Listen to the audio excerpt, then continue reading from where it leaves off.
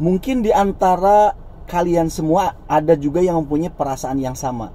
Kenapa sih kasus Vina ini kok berlarut-larut? Gemes, kapan selesainya? Kan begitu.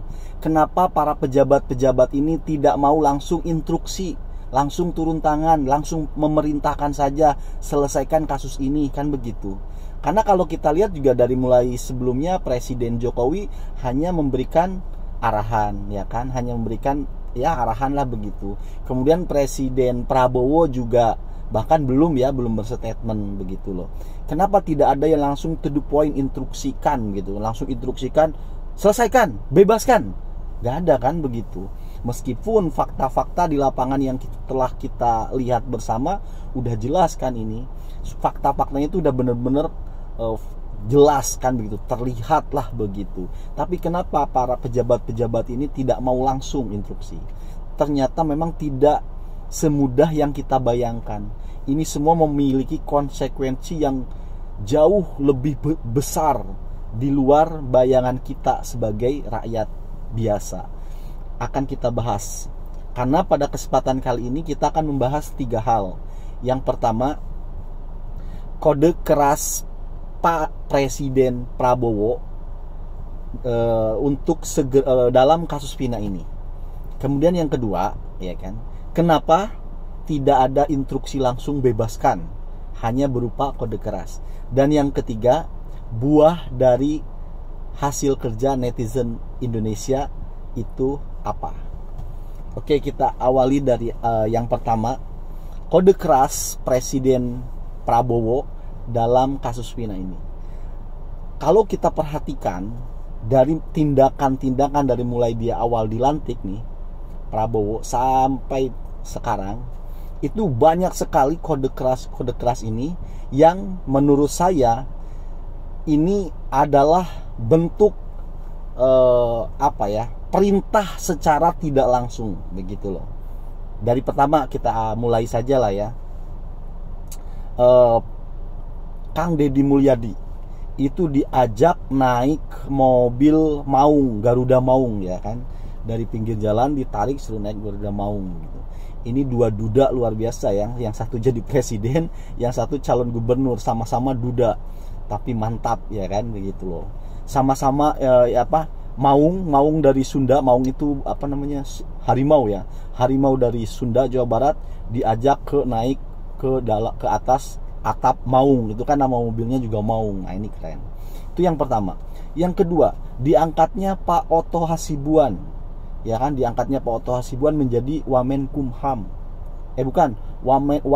Wamen Polhukam ya begitu loh. Wakilnya Yusril Issa Mahendra kan gitu. Itu ya jelas.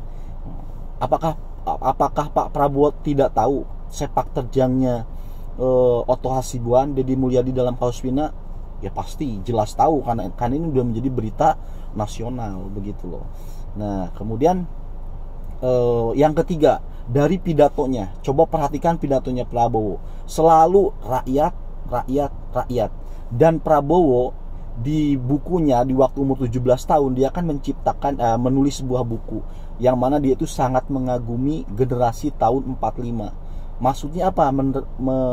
Dia sangat mengagumi generasi tahun 45. Di sana itu adalah di tahun 45 adalah anti penindasan karena masih berbau-bau kolonialisme kan waktu itu. Nah, makanya dia itu paling benci banget dengan yang namanya penindasan. Nah, pidatonya pertama yang dibahas tuh rakyat. Kemudian dia anti penindasan ya kan. Pokoknya dia itu sangat suka sekali dengan rakyat kecil gitu, tidak suka dengan penindasan. Nah, coba hubungkan dengan kasusnya Vina. Di sini kan penindasannya kentara banget gitu loh. Nah, makanya Prabowo itu memberikan kode keras itu pertama lewat Kang Deddy, lewat Pak Oto, kemudian lewat pidato-pidatonya begitu loh. Maka saya meyakini sih siapa itu Rudiana CS secara tekstual mungkin dia belum dipenjara, namun secara kontekstual sebenarnya dia itu sudah dipenjara sekarang ini. Ya bayangkan aja, seorang presidennya aja sudah begitu ya kan, memberikan kode keras. Apa perasaan seperti Rudiana CS? Ya tinggal sebenarnya mereka tuh tinggal menunggu waktu aja, kapan dijebloskan ke penjara, begitu aja. Jadi tiap hari-harinya ya sama aja dengan di penjara gitu. Tidak bebas merdeka itu pikirannya, kemudian ketenangan jiwanya. Itu saya yakin itu. Dan mereka tuh merasakan betul gitu. Memang secara tekstual mereka bebas, belum terpenjara, tapi secara kontekstual saya yakin mereka itu telah terpenjara. Itu tadi kode keras ya yang diberikan, kode keras Prabowo untuk kebebasan 7 terpidana ini dan untuk menjebloskan Rudiana CS, ya kan. Kemudian masuk yang kedua, kenapa sih hanya berupa kode keras, ya kan, tidak langsung instruksi aja. Ini kan presiden kan berkuasa aja, udah bebasin, kan begitu. Tapi kan Bang sudah inkrah, sudah ada putusan hukum, presiden bisa aja, ya kan, bisa punya kuasa gitu loh. Apalagi ini fakta-faktanya sudah benar-benar jelas, ya kan. Tapi kenapa tidak mengeluarkan instruksi khusus, hanya berupa kode-kode keras? Begini, ini jawabannya itu begini. Memang tidak sesederhana yang kita pikir begitu loh. Presiden itu kayak sekarang nih, Pak Prabowo itu sudah bukan mewakili dirinya sendiri, bukan, atau mewakili partai, mewakili apa, bukan. Ketika orang menyebut nama Pak Prabowo Subianto, berarti dia itu sedang menyebut nama Indonesia. Jadi dia itu mewakili satu negara, Indonesia, begitu loh. Makanya dari mulai statementnya, sikapnya itu harus benar-benar dijaga. Karena ini ada pengaruhnya terhadap apa coba?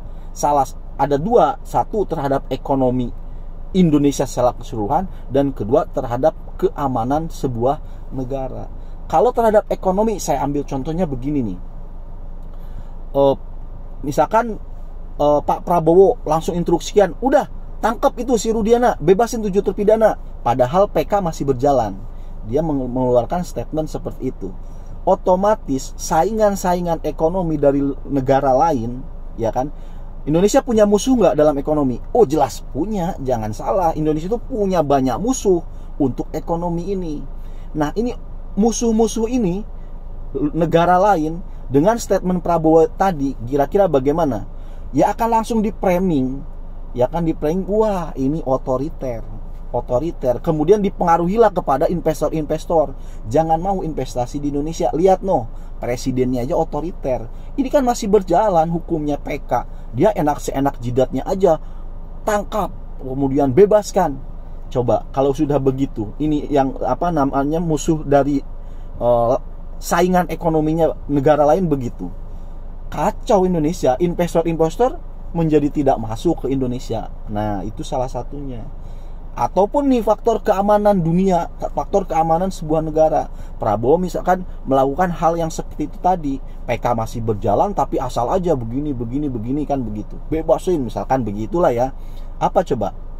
Nanti negara-negara yang tidak suka dengan Indonesia, mereka mengirimkan kayak intelijennya menyusup ke Indonesia. Dengan apa tujuannya coba? Menyeret kasus ini menjadi lebih besar lagi ke mahkamah internasional. Ini kan di sini ada banyak pelanggaran HAM nih, ya kan, banyak pelanggaran HAM. Kalau ini masuk ke mahkamah internasional menjadi sorotan dunia, rusak negara ini. Jadi pandangan dunia terhadap Indonesia, waduh, katanya menteri luar negerinya belain Palestina, tapi di dalam ternyata terjadi pelanggaran hak asasi manusia.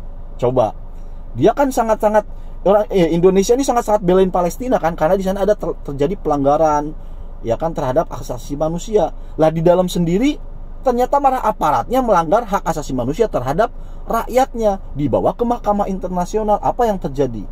Kan bahaya begitu loh. Nah ini untuk satu keamanan negara. Oke, paham ya? Jadi tidak sesederhana yang kita pikir memang begitu loh. Tapi dengan Prabowo memberikan kode-kode keras ini juga sebenarnya kita ya sedikit lega, sedikit bersyukurlah. Kemudian kita berdoa mudah-mudahan kode keras ini bisa dibaca oleh Mahkamah Agung, Ketua Mahkamah Agung yang kemarin baru aja dilantik oleh Prabowo. Jadi kita optimis. Kemudian yang terakhir adalah hasil kerja keras netizen telah berbuah. Apa itu? Ya ini tadi.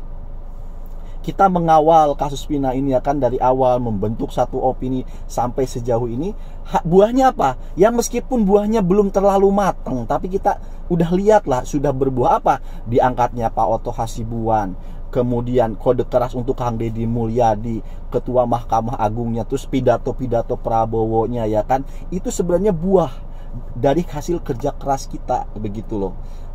Kenapa saya bisa katakan itu buahnya? Ya mau bagaimanapun Pak Prabowo bisa mendengar kasus ini, bisa menjadi isu nasional, ya berkat kalian, berkat netizen Indonesia terus mengawal, terus meramaikan, sehingga sampailah kepada dia tentang sebuah penindasan terhadap rakyat kecil ini. Terus apa hanya respon dari Pak Prabowo? Ya itu tadi, Kang Deddy Mulyadi kemungkinan besar jadi gubernur. Yang kedua, Pak Oto Hasibuan jadi wamen Polhukamnya, kemudian Ketua Mahkamah Agungnya. Jadi kemudian hari ini kayak yang baru-baru terjadi ini loh di Makassar itu apa? Ada guru honorer menganiaya anak polisi. Pertama sih ditahan dulu, tapi sekarang dibebasin lagi. Kan apa? Takut. Mereka takut sekarang mau bertindak sewenang-wenang lagi ya kan?